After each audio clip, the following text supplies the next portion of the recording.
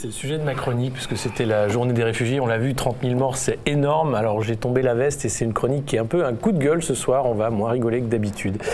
Ça y est, l'Aquarius est arrivé à bon port, on le sait. Enfin, un bon port, c'est un port du moins, le port d'un pays qui a accepté d'accueillir les 630 humains en détresse, perdus en mer selon le droit international. L'Espagne a choisi de montrer un visage humain à Valence, là où la France, depuis l'élection d'Emmanuel Macron, choisit de montrer sa face la plus sombre avec une politique d'anti-accueil où les migrants arrivés sont traités comme des criminels afin de ne surtout pas provoquer d'appel d'air des fois que ça fasse péter la République.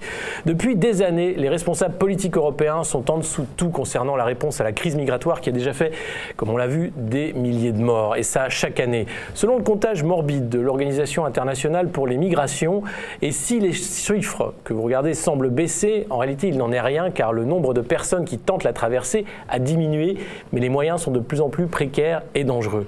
La question migratoire ne fait que commencer et les rodomontades populistes de Salvini, l'italien, ou d'Orban, le hongrois, ne feront rien contre un mouvement de fond qui est le moteur même de la mondialisation libérale.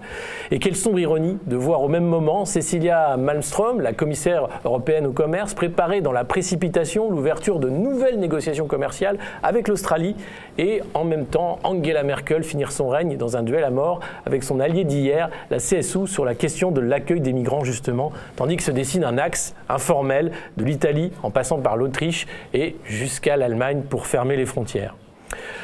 Voilà donc qui se dessine un avenir schizophrène et intenable, une Europe ouverte pour les marchés, offerte même aux financiers, aux commerçants, avec la concurrence économique de tous contre tous comme la seule règle du droit, et un territoire fermé aux mouvements de personnes et aux migrations. On ne peut pas, à la longueur de directives et de lois concurrentielles, vouloir rendre le continent attractif pour les investisseurs, vous savez, ces demi-dieux qui sont créateurs d'emplois, et en même temps refuser une aventure économique aux travailleurs pauvres du continent africain qui sont tout autant attirés par les opportunités que nous, pays riches, avons à leur offrir.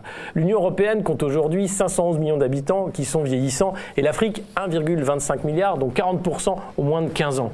Et si on s'en croit, on s'en réfère à une enquête de l'Institut Gallup de 2016, 42% des Africains âgés de 15 à 25 ans déclarent vouloir partir. Alors, le continent africain est entré lui aussi de plein pied dans la mondialisation et cette mondialisation, elle est à deux sens. La jeunesse a compris que la mobilité était une chance comme lui assène le discours libéral dominant. Hélas, les grandes puissances coloniales d'hier ont remplacé les empires par des syndicats de copropriété et non pour politique étrangère qu'une politique light de domination entre la condescendance humanitaire et l'ingérence belliciste. Alors dans la pagaille et l'affolement idéologique, bien sûr, les populistes et nationalistes gagnent et font entrer l'Europe dans une nouvelle aube dorée où l'étranger est devenu le facile bouc émissaire, comme toujours, tandis que les lois liberticides s'amoncellent dans le plus grand mépris des peuples et des soi-disant valeurs communes de la grande Europe. Contrôle de l'information, intimidation des dissidences, algorithme du contrôle social, milice au grand jour et dernière saloperie en date, le fichage des Roms par l'italien Salvini.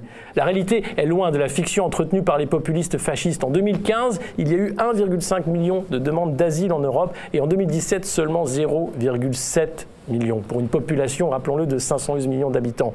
Et pourtant, les populations fantasment et se trompent, bercées dans l'illusion ridicule du grand remplacement et de la perte d'identité. On peut continuer de faire semblant, Madame la Marquise, et je reviendrai vous en parler, le sommet européen qui sera la semaine prochaine, qui se tiendra la semaine prochaine, sera sans doute un point final à un moment inconscient européen. Toujours à la hauteur des grands enjeux, les leaders européens devraient, lors de ce sommet, proposer des plateformes de débarquement régionales en Tunisie ou en Albanie pour traiter à la source et trier les migrants à la source, qui est une brillante idée proposée par Viktor Orban. Et comme toujours, on va donc outsourcer le traitement des migrants plutôt que de le prendre à bras-le-corps en Europe. Et concernant l'ami luxembourgeois, Jean-Claude Juncker, on ne pourrait finir une chronique sans le citer, eh bien il aura bien réussi dans sa mission. Il avait promis la commission de la dernière chance, celle-ci aura été la dernière commission de l'inconséquence.